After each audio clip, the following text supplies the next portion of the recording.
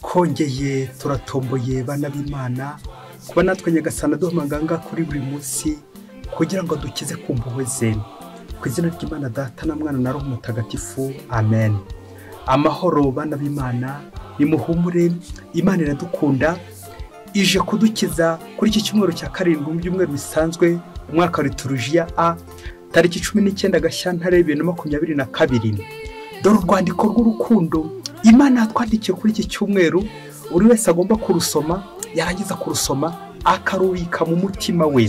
Isomo ryamenye mu gitabo cy'Abalevi umutwe wa 19 umurongo wa 1 kugeza ku wa 2, wa 17 kugeza ku wa 18. Isomo ryo mu gitabo cy'Abalevi. Uhoraho abwira Musa ati, dore ibyo uzamenyesha Abayisiraheli: muzabe intungane kuko njye Uhoraho Imana yanyu ndi intungane. Ntuzagirire umutima mubi umuvandimwe wawe, ariko mugenzi wawe nacumura ntuzatinye kumuhana, kugira ngo hato atazavaho gupfana. Uzirinde kwihorera no kugirira inzika wo mu muryango wawe, ahubwo uzakunde mugenzi wawe nkawe ubwawe. Ndi Uhoraho. Iryo ni ijambo ry'Imana. Zaburi ni 103.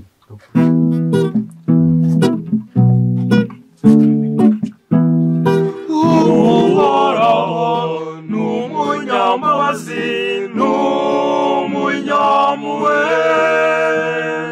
Uhoraho n'umunyambabazi n'umunyampuhwe. Mutima wanjye singiza Uhoraho, icyo ndicyo cyose gisingiza izina rye ritagatifu. Mutima wanjye singiza Uhoraho, kandi ntiwibagirwe na kimwe mu byiza yaguhaye. We ubabarira ibicumuro byawe byose, akavura indwara zawe zose. We warura ubugingo bwawe mu mva, akagutamiriza ubutoneshwe n'impuhwe. Uhoraho n'umunyambabazi n'umunyampuhwe, atinda kurakara kandi akagira ibambe. Aduhana bihwanye n'ibicumuro byacu, atwimura bakurikije amafuti yacu. Uko uburasirazuba butandukana n'uburengerazuba, niko dutandukanya n'ibicumuro byacu. Uko umubyeyi agirira ibamba abana be, niko Uhoraho agirira ibamba abamutinya. Uhoraho n'umunyambabazi n'umunyampuhwe. Uhoraho n'umunyambabazi n'umunyampuhwe. Isomo rya kabiri ryo mu Ibaruwa ya mbere Pawulo Mutagatifu yandikiye Abanyakorinti umutwe wa 3 umurongo 16 kugeza ku 23. Isomo ryo mu Ibaruwa ya mbere Mutagatifu Pawulo intumwa yandikiye Abanyakorinti. Bavandimwe, ubwo se ntimuzi ko muri ingoro y'Imana, kandi ko Roho w'Imana batuyemo? Nihagira rero usenya ingoro y'Imana, Imana nawe izamusenya, kuko ingoro y'Imana ari ntagatifu, kandi iyo ngoro ni mwebwe. Ntihakagire uwihenda, niba hari uwikekaho kuba umuhanga ku bw'isi, ntabanze yihindura umusazi kugira ngo abe umunyabwenge nyakuri, kuko ubuhanga bw'isi ari ubusazi mu maso y'Imana, kuko byanditswe ngo niyifatira abanyabwenge mu mutego w'uburiganya bwabo, kandi ngo Nyagasani acengira ibitekerezo by'abahanga, agasanga byose ari amanjwe. Kubw'iyo mpamvu rero ntihakagire ushingira ikuzo rye ku bantu, kuko byose ari ibyanyu. Yaba Pawulo, yaba puro cyangwa kefasi, yaba isi, ubwabo bugingo cyangwa urupfu, byaba ibiriho cyangwa ibizaza byose ni ibyanyu, naho mwebwe muri aba Kristo, nawe Kristo akaba uw'Imana. Iryo ni ijambo ry'Imana. Nyagasani Yesu nabane namwe. Amagambo mu ivanjili ntagatifu kwanditswe na Matayo, umutwe wa 5 umurongo 38 kugeza kwa 48. Muri icyo gihe abigishwa bari bateranira iruhande rwa Yesu ku musozi, maze arababwira ati: mwumvise ko byavuzwe ngo ijisho rihorerwa ijisho, iryinyo rihorerwa irindi. Ngewe mbabwiye kudashyamira n'umugira nabi, ahubwo nihagira ugukubita urushyi mu musaya w'iburyo, mutegeze n'uwundi. Nihagira ushaka gukuburanya ngo agutware ikanzu yawe, mwegure n'igishura cyawe. Nihagira uguhatira gutera intambwe 1000, muterane 200.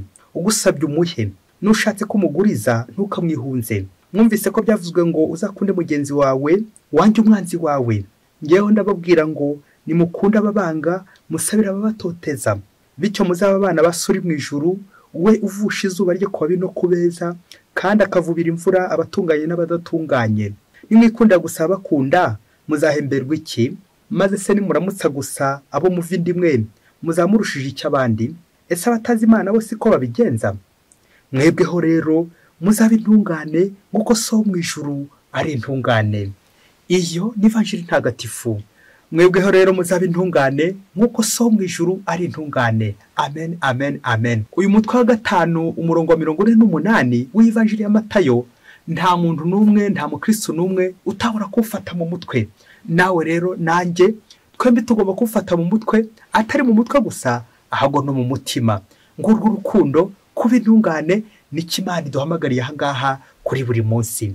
Ba Kristo bavandimwe, hamwe n'amasomo cy'icyumweru kirizo mu byacu duteguriye, tujya kuvuga ku ngingo umukristo atabura kuvugaho, yabyuka, yaryama, yaba ari kurota, umukristo atabura kuvugaho. Ni ingingo bita urukundo. Urukundo ruramutse rubuze, twapfa twashira. Deus caritas est, Dieu est amour. Imana ni urukundo. Urukundo ni irindi zina ry'Imana. Rero tujye kuvuga ku rukundo, abasanzwe bafitemo urwango ntimuze kurambirwa, ahubwo nimube maso kugira ngo twese koko twegere Nyagasani. Uraza gusanga hamwe n'amasomo uyu munsi, Nyagasani yaguteguriye umuti uza kugukiza nanjye ukankiza. Uwo muti nta wundi nyine ni urukundo. Uze kureba ahantu hose wagiye ugira abanzi, liste zose wagiye ukora z'abanzi, abantu wagiye wica, nari nyivuze mu mutima, abagiye ugambanira, abantu bose bari ku rutonde rw'abanzi. Iki cyumweru nayo kize kurangira kikubitsemo koko imbaraga z'urukundo zidasanzwe, imbaraga za Yesu Kristo, gukunda nka Yesu Kristo.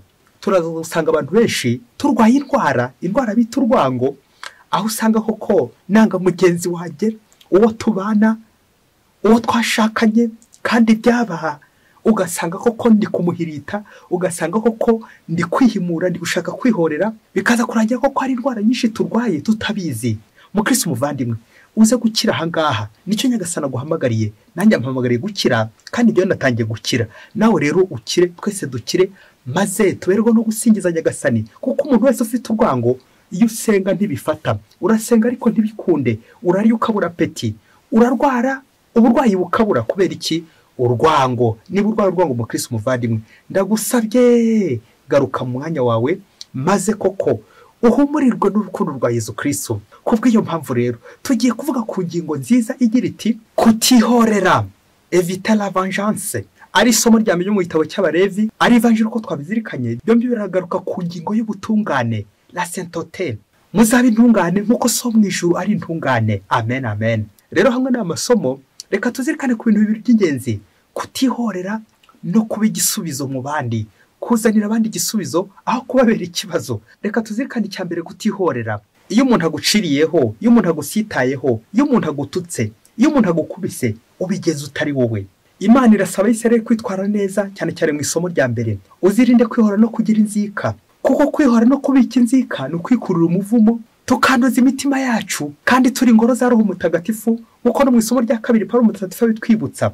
Kandi Roho w'Imana atuye muri twe. Amen, amen, amen, amen. Ngiri rya koraniro ry'ababicaye Imana bari Korinti, bafite amacakubiri, bafite umwiryane, bafite kwivangura, ariko Paulo Mutagatifu akabereka ko umubiri wabo koko utagenewe amacakubiri, amanyanga, amatiku, ahubwo ubumwe, ubumwe, urukundo, bya bindi bizana Imana, kuko Imana ari urukundo. Rero kwihorera bikabisenya ingoro y'Imana, imitima yacu bikazarangira kuko imitima yacu yaraboze. Kandi tuzirikana ko usenya ingoro y'Imana nayo izamusenya. Iyo ngoro y'Imana tuzirikane ko ari twebwe, imitima yacu niyo ngoro y'Imana. Dutangazwa nuko Abayisiraheli bari bafite amategeko abemera kwihorera, la loi d'Italion, kuko tunabisanga mu gitabo cy'intangiriro umutwe wa 4 murongo 24, batubwira rya tegeko rya Lameki. Namwe mu byumve babyeyi baragira bati ubwo Kayini yahorewe 7, Lameki azahorerwa 77. Ngaya amategeko Abayisiraheli bari bigwijeho kwihorera. Anabyo twakurikiranye muri evanjiri y'uyu munsi, yazaje kuvugurura iby'isezerano rya kera birashize, kuko Yesu Kristo arahibereye, azanye urukundo no kuvugurura, azanye ibishya. Ubwo bagiraga bati ijisho rihorerwa irindi, iryinyo rihorerwa irindi, n'ibindi byinshi cyane byo kugenda abantu bihorera. Tekeza umuntu akumenya uruguma gukuyemo ijisho, nawe nujya kwihora nyine uzamukura mwabiri. Niyo umuntu yishe umuntu nawe ukamwica. Ngana natekeza bya byaha byose twagiye dushyiraho, y'isezerano rya cyari kiza ko ari gukurikizwa, wari kubupfuye kangahe, gupfa kangahe. Nirinze kuvuga ishuri umaze kwica abandi, wowe bari kuba bakwishe kangahe, cyangwa umuryango wawe wenda bakawihoreraho.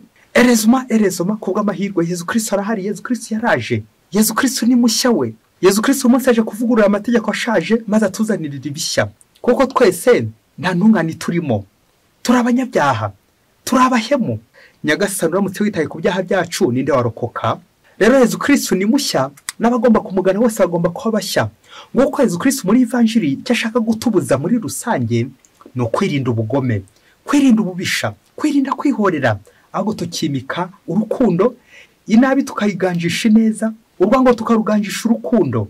Ngiye cy'igisubizo Yesu atuzaniye kuganza inabi dukoresheje neza, kandi byakunda. Bakristo bavandimwe, Yesu Kristo araturebye, amenye ko abenshi twifitemo ubugome, babandi basyonyora, ukafatanya ikibando, ukajya kubita ubushishi ngo kugira ngo ubwihorereho. Hambere hakera abakecuru, hari udusimba tujagata tuzanwa n'umwanda, sinshaka kutuvugira aha ngaha, ngo kera kamurumaga, ngo yaragafataga kagafata, ngo nawe agashinga iryinyo, ngo mpaka kuremwa amaraso ye ako gasimba katwaye. Ngo ko kwihorera abakristo bavandimwe, kura nawe iyo foto y'umuntu uri kwihorera nko kumbaragasa ku gasimba gadafite inda n'umugongo, ngo mpaka nawe kumvishe. Aha, nguko abantu benshi nanone tugeza kugenda tubyerekeza ku bantu, ugasanga nanone umuntu agukoreye agakosa, none ugiye kumuhombora, kumuhondagura, kumufunga, kumwica, n'ibindi bihano byinshi cyane byadutse. Ese mu Kristo muvandimwe, uri gufunga mugenzi wawe, uri gufungisha mugenzi wawe, nirinze kuvuga kumwica, aho uri shyashya, nta byaha ufite ujya urenzaho, kubera ko ufite abakuvuganira, kubera ko uri umuyobozi, umutegetsi ukomeye, ngo ntawagukoraho, ngo ufite ubudahangarwa, ufite abakurinze. Aha, umunsi wavuye ku buyobozi, ku butegetsi, bizagenda gute? Aho ngaho ntago bazaguhangara gusa, ibyo bazagukorera ntumbaze, gusa tuzirikana ko turi abantu, turi abanyabyaha, nta ntungane turimo. Nubona mugenzi wawe yacumuye, ugakubitireho, ahubwo ugira uburyo wamugorora, ukamugorora ni neza. Abantu benshi dukunze gufata abagenzi bacu baguye mu ikosa, tukabasanisha n'icyaha, ngo kubahonda no kubahombora. Mbega ubugome buraha. Ibyo nibyo Yesu Kristo aje gutubuza uyu munsi, kwirinda ubugome. Uze kwibaza mugore, umugabo aguteye urushyi, wamugenza ute? Wasanga nawe wamuruma. Abagore barumana ababyeyi, niko mugabo we, umugore aramutse akurumye, ko hari abagore barumana nawe bene ako kageni, wamwishyura iki? Wamwishyura ingumi? Ese mugabo we, imbwa iramutse ikurumye, nawe wayijomba iryinyo, wayishinga iryinyo nawe ukayiruma ngo bihwaniremo? Mukristo muvandimwe, ngaya amadeni abenshi turimo, amadeni yose ubitsi wawe yo kuzihorera, ukazihora nko kunga, ukazihora nko kunjangwe ngo yakuriye inkoko, ukazihora nko kumbeba ngo yari ibiryo bari bakubikiye. Ibyo byose ukabika inzika, ukabikira imbeba inzika, ukabikira umubu inzika, ukabikira imbwa inzika, n'utundi dusimba twishi wagira ngo wageze mu ishyamba. Nguko abantu benshi twagiye tujya mu ishyamba, nyamara uyu munsi zarashaka gutugara mu rugo, kuko abenshi twabakanye ishyamba. Abantu benshi turi kurumana, turi kuryana iyo hirya mu ishyamba, aho kwinjira mu rugo ngo dusangire umwe bwa Yesu Kristo mu rukundo. Ngo umunsi umwe hirya kure cyane muri Afurika, ngo umugabo bita Rubanza, ngo yararwaye arwara indwara zikomeye cyane, yewe ubanza atarashoboga nawe kuzibarura. Kamwanya ngo umutura muriye, kamwanya mu nda hamuriye, kamwanya igifu kiramuriye, n'izindi ndwara nyinshi cyane zazaga zimwizingiraho. Nuko bigezeho ajya kwa muganga, yajya kwa muganga bakabura indwara, bakayishaka bakayibura, nuko bakongera bakamusezerera agataha. Ariko n'ubundi yagera mu rugo akaremba, yari yarivuje mu bitaro byinshi cyane, ariko nibajya n'uburwayi namwe bumusangana, ariko we agahora yumva ari kuribwa, agahora ataka, agahora bihiwe. Wari ku mugabo Rubanza ngo akaba koko yari n'umukristo w'indani, ariko ngo agira amahane. Nuko rero abonye ko kwa muganga koko binaniranye babuze indwara, kubera ko yari umukristo, agana abanyamasengesho kugira ngo bamusengere. Nuko ngo ageze mu isengesho ngaho fora uburyo bw'aburwayi bwaje gukira. Ageze mu isengesho, reka tuvuge amasengesho, ngo baramubwira bati ngo urabizi se, ngo wamenya n'ibindi se, uburwayi bwawe n'uburozi, n'abantu bakwanga bari gukuroga, n'abantu bakugira ishyari kuko ukize kubarusha. Nuko mu isengesho bamuha ibimenyetso by'amuroga, ndetse baramubwira bati abo bantu bakoroga n'abagabo babiri mudahuje ubwoko, akenshi muzahura mu nzira rusange bari guseka bishimye, ariko bari kugugunira imbere. Nuko Rubanza bamaze kumuhishura abantu bamuroga, koko arataha. Ngo ageze hafi mu nzira, ngo ahura n'abagabo babiri koko babandi bahuje n'ibyo bamubwiye, batangira baraseka bishimye bataramye. Nuko Rubanza koko abona cya kimenyetso bamubwiye, arakibona koko babagabo koko bishimye ngaho bari kumwishima hejuru, abo nibo barozi be. Rubanza koko abona ibyo abanyamasengesho bamubwiye bihuye neza nuko babivuze mu isengesho. Nuko Rubanza ko akomeza kuribwa ngaho mu nda, ngaho mu mutwe, umutwe udakira, impande zose akaribwa. Nuko Rubanza ngo aza kugira umujinya umunsi umwe, abonye koko atari gukira, kandi koko abagabo bakiri kwidegembya hafi aho ngaho, yibaza uburyo agiye kubihimuraho. Ngo abagabo, ngo umwe yari umushoferi, ngo undi ari umuganga.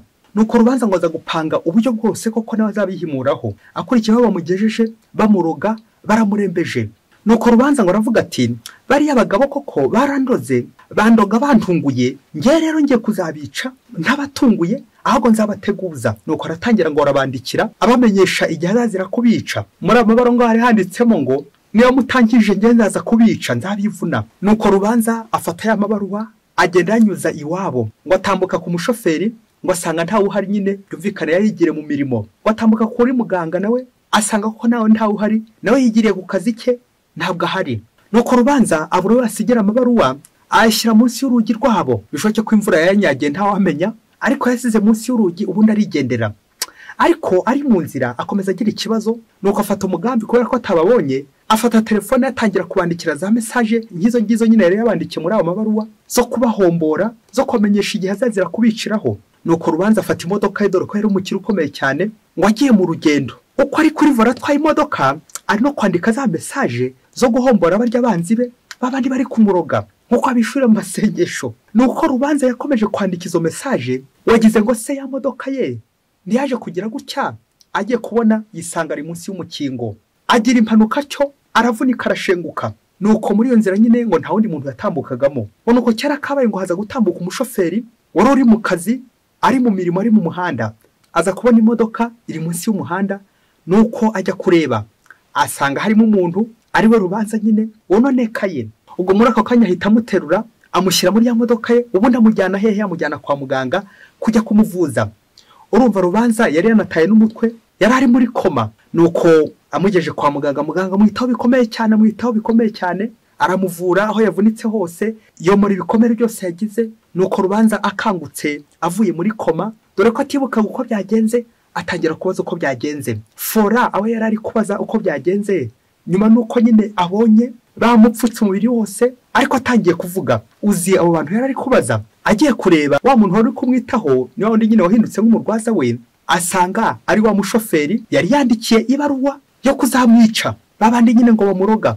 Agiye kureba nanone asanga umuganga uri kumuvura ari wa muganga nanone nawe yari yandikiye ko azamwivuna azamwica. Kurira iyi foto Rubanza ari imbere y'abanzi be nguku, ari bo bari kumwitaho, ari bo bari kumuvura, ari bo bamurwaje, ari bo bamuvuye imbere y'umushoferi ndetse n'imbere y'umuganga.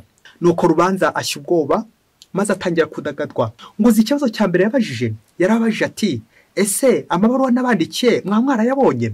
Ngo kwari kugira ngo yumve koko ko bya bitutse na bwa bugome yabandikiye babubonye. Nuko ngo baramubwira bati umva, tumaze iminsi 3 yose tukwitaho hano, nta numwe washoboye kongera kugera mu rugo. Iyi minsi 3 yose tuyimaze aha ngaha tukwitaho kugira ngo ukire.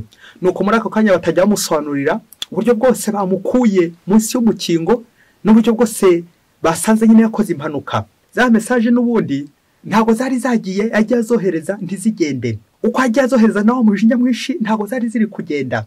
Nuko rero biza kurangira nyine akoze impanuka nawe ataza hari. Rubanza nyuma yo kubona abo bantu bamugiriye neza n'uburyo ari bari yashyize ku rutonde n'amahoro yari yabandikiye, amahoro y'iterabwoba, amahoro y'umujinya n'umushiha no kwihorera, uko akomeje kubaganiriza iby'urugendo rwe n'uburyo bwose yari yarabikiye akantu, nuko arapfukama abasaba imbabazi. Rubanza.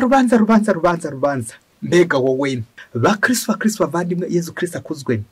Aha wasanga nawe warakoze urutonde, ufite intonde zingahi wawe z'abantu baguhemukiye, z'abanzi bawe. Uru rubanza twakuramo amasomo menshi adufasha gutihorera, kwabagira neza aho kwabagome n'abagira nabi. Hari icyambere umuntu yakwibaza, akenshi dukunze kubona abapolisi bari ku mihanda bari gusaka, abandi bari kucunga abashoferi banyoye inzoga basinze, kuko bibujijwe nyine gutwara imodoka kandi wasinze. Ariko bakristo bavandimwe, mwari muzi ko umuntu utwaye imodoka afite umujinya ari wowe wasinze kurusha uriya winywereye akayoga? Kubera iki? Kuko uriya we ufite umujinya we biri imbere, biri mu mutima, biri indani, biri kumusya imbere, naho uriya winywereye akayoga byarimo bitambuka, ndetse wanasanga atanasinze usibye kumuhambarira. Ariko uri ufite umujinya, uri wowe aba afite uburozi bukomeye cyane. Reka mvuge ko we aba yanasaze, ntago aba yasinze gusa, ahubwo aba yasaze. Gusara umujinya, gusara ubugome. Mukristo muvandimwe, ujye utwara imodoka, ujye utwara moto, ni kangahe ujye uyitwara wanyoye, wasinze? Navugaga gusinda uburakari, gusinda ubugome, gusinda urwango, gusinda inabi. Ibyo byose utwaye mu mutima ukabitwariraho iyo modoka, nawe igihe n'igihe uzi ko ushobora guhura n'impanuka, uzi ko ushobora kuzagonga. Kubera iki? Uri kugenda utekereza gusa ku banzi bawe, uri kureba uburyo uzabihimuraho, uri kugenda wandika message, kwitaba, utukana kuri telefone, utwaye n'imodoka, uri mu modoka uratwaye. Yewe imodoka yawe nta gashapure karangwamo, imodoka yawe Yesu ntakibamo, imodoka yawe yabaye y'ibitutsi, yabaye ubugome gusa. Uko no gusinda bizarangira usaze.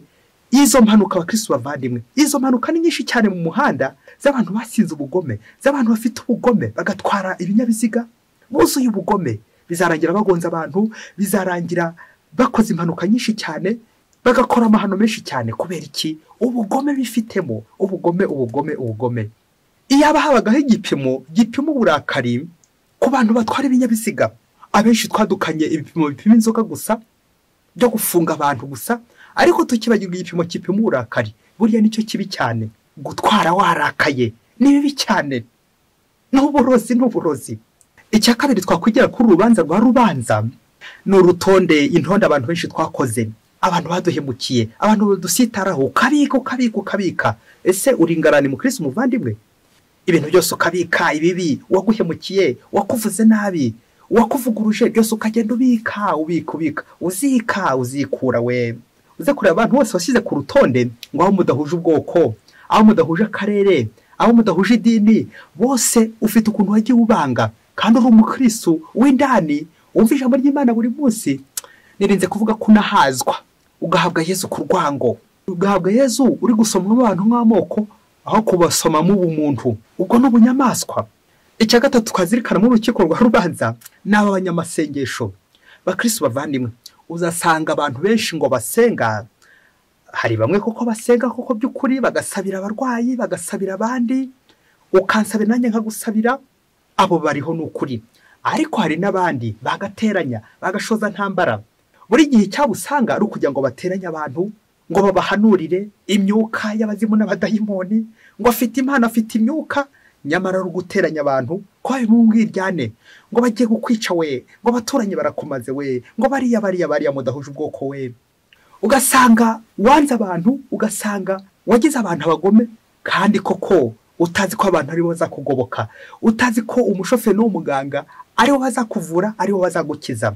Wageze ngo rubanza ntiyaje kwisanga yarakize indwara zose, cya gifu yararwaye, wa mutwe udakira yarafite, yanda yumvaga buri gihe hori murya, yaje gukira. Kubera iki?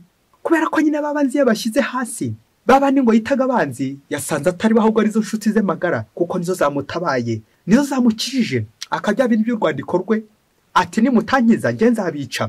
Ni koko niko byaje kugenda, baje kumurokora, baje kumukiza. Bakristo bavandimwe, ni kangahe dushobora kujya mu masengesho y'abayobe? Reka nkubwire mu Kristo muvandimwe, akantu gace w'akarongo, nujya mu isengesho bagakurondorera abanzi bawe, bagakurondora abantu bose bakugira nabi, uzafumyemo uziruke, kuko aho ngaho nta mana ihari nyine.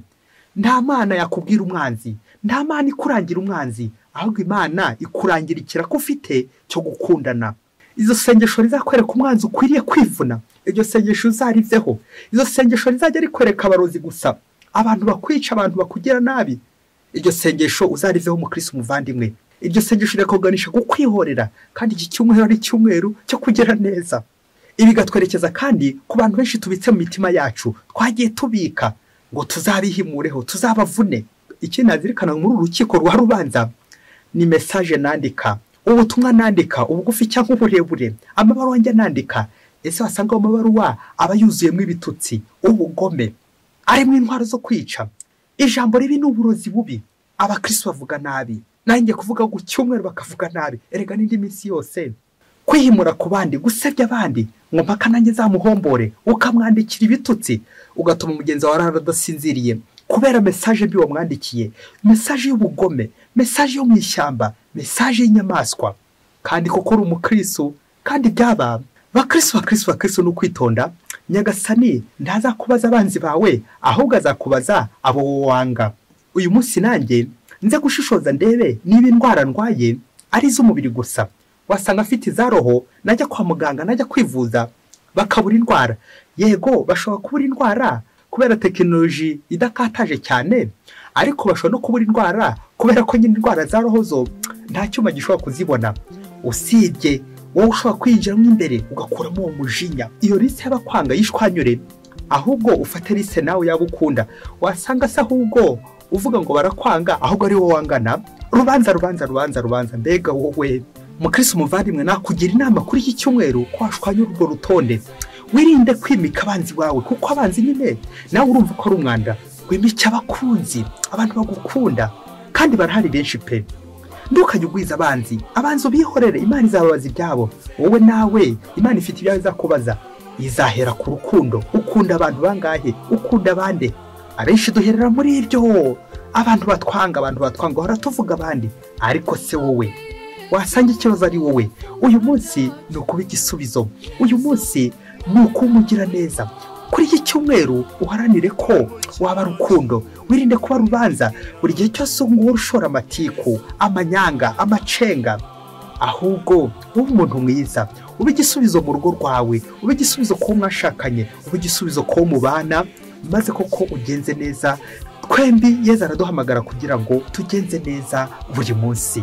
Mwese mugire icyumweru cyiza. Imana ibaho umugisha. Imana Data na Mwana na Roho Mutagatifu. Amen. Padiri Masumbuko na Disilasi wa Diyosezi ya Cyangugu.